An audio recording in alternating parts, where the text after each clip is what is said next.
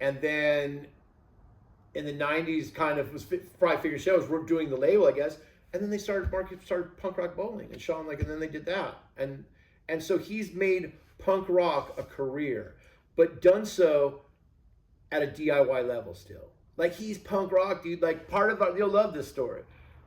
Matt Pincus and I, he was one of the first guys we approached about BYO, because at the time, 5 years ago, BYO seemed like pretty dormant. 6 years ago, whenever we first started talking to him, pretty dormant label, and they were on Spotify, and he just went on to this fucking righteous political rant about how he's not supporting a corrupt fucking system like that does not pay the artists, pays the micropennies. It's bull fucking shit.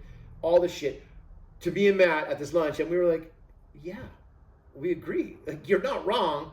The difference is we're gonna play the game that's set in front of us. We can't, like, we're what I love about him, not playing the fucking game. Not interested. Like, he's a fucking middle finger to that shit. I'm not doing that shit. Like, that's fucking wrong. He'll create his own game. Yeah, he plays his own. And so I just find that impressive, dude. Like, I just find the dude, like he can be tough, and people know that, but he is a fucking impressive human who sits in a different spot because he did, where, like, Youth Brigade might not be for everyone. Like, that's really his band, not his only band, but that's one of the band he's known for the most. That might not be for everyone. But promoting shows in the early 80s, building a record label out of your fucking bedroom, putting on this festival called Punk Rock Bowling that's going on 24 years this year.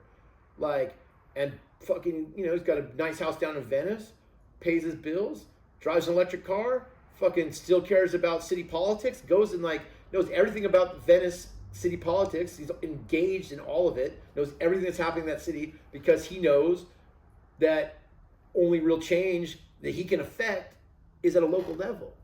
And so that's where he sticks. And I think it's fucking really, really impressive. Like, only Sean and Ian Mackay, to me, are guys, those are the guys who really have done it their own way. Like, I'm not, and Ian could be even a little bit more fucking DIY than Sean, because I don't think Sean dealt in contracts. He doesn't have contracts with his bands, or as far as I know, he doesn't. But the point is like, those are two cats, same age, different parts of the country, who followed the muse their entire lives, and were authentic to themselves. That's admirable. Those are the people you look up to and follow. Is releases like Sound and Fury that look like that, is that what kind of made you do Trust Records? Like just the fact for sure. Like well, this is important, let's preserve it. I think what happened is we were always conscious of, like, the streaming and the digital. That's always important for us to try to keep our stuff, or the stuff we're collecting or administrating, relevant in digital spaces, because we worry, I've said it a million times on both podcasts, we just worry that as that thing becomes the norm of all entertainment, that music can get fucking lost. Yep. Because it'll just be in, like, this fucking mainframe metaverse of just like, where is it? How do you find it? So our whole thing was, we got to start working on that. And then we realized punk rock's unique in the sense that the physical product still has meaning. And we started realizing, like, we'll just do, these things will be packages that tell a story, that make, because if you can't release Youth Brigade Sound and Fury on Spotify or Apple and go to, like, the press or go to anyone going, hey man, check it out. Now you can stream it. Like, no one cares. But you put out a product like this, you tell a story, you can get people talking, and, like, people had to wait for this. The people had to wait for this. I'm so happy to see them posting when they get it, how well worth the wait was. Yeah. You know what I mean? And so that's what we look at the physical product. It's like, it's got to be great. It evolved into that. Was never really the thought. But then it was like, we should do books and we should do deluxe packages. I think Circle Jerks kind of led the way, because they were already thinking that way with Group Sex.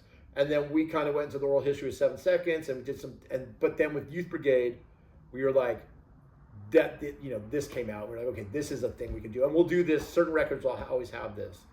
Certain records won't. But that's kind of the beauty of doing it. It's like, and it's fun working with, when the artists are still around and present, like, working with them to kind of bring this to fucking fruition. Like, I haven't seen Mark Stern. He's been down in Costa Rica. I'm gonna go see him Tuesday and give him the shit. I know he's gonna be stoked, man. Like.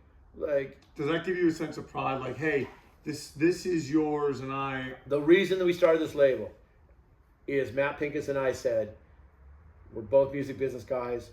We were fucking troubled teenagers. Youth Brigade, I'll just use Youth Brigade, spoke to us. Yep. Youth Brigade put us on a path of like, dude, I feel heard.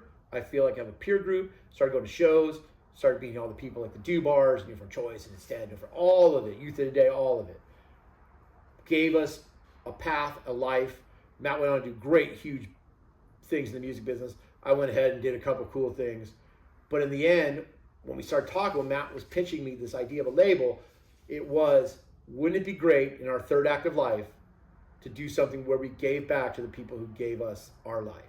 And that's what it is. So fuck yeah, dude. And in the process, preserve it for generations.